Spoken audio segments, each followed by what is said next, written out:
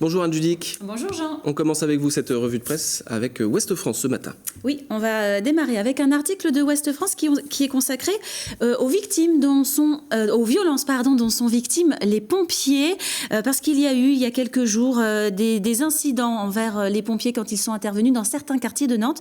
Alors c'est un papier un petit peu plus complet que nous propose Ouest France aujourd'hui, avec de nombreux témoignages de pompiers qui expliquent qu'ils ne sont pas toujours les bienvenus quand ils vont sur des interventions dans quelques quartiers que ça puisse être sur Nantes, des fourgons caillassés, des insultes, voilà le quotidien des pompiers qu'on découvre dans Ouest France.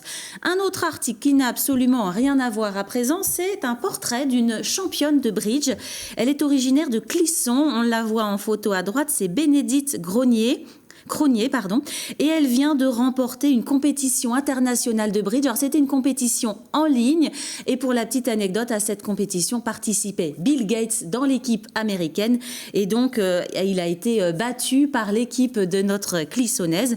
Il faut savoir que cette femme est tout de même triple championne du monde. Bravo à elle. Et l'on continue avec, on prend la direction de Pornic, je crois. On continue avec Pornic, effectivement. C'est un article de Presse Océan sur le casino de Pornic. Alors, on va voir rapidement la petite image. Alors, on le sait, le casino de Pornic devait déménager. Ça a été validé vendredi au conseil municipal de Pornic. Alors, c'est pas cette image-ci, voilà. Le casino va donc partir du port où il était installé pour aller sur la Ria. C'est un endroit qui a été aménagé ces dernières années à Pornic. Il ouvrira en novembre 2018. Il faut attendre un petit peu. C'est le groupe Partouche qui va reprendre ce casino-là.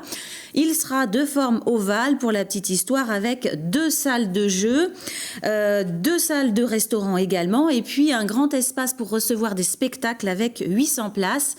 Il devrait également y avoir un hôtel 4 étoiles à proximité, donc du nouveau pour le casino de Pornic. Je vais continuer avec l'information que vous avez donnée tout à l'heure, c'était le départ du Vendée Globe. Forcément, ça fait parler les journaux. Donc, dans le journal 20 minutes, aujourd'hui, on a un petit retour sur cette marée humaine avec des témoignages de personnes qui sont venues très tôt, dès minuit, pour un papa et son fils, par exemple, pour se placer sur le ponton. Une population sablaise qui était a priori multipliée par 20 le jour de cet événement, un dimanche, midi notamment.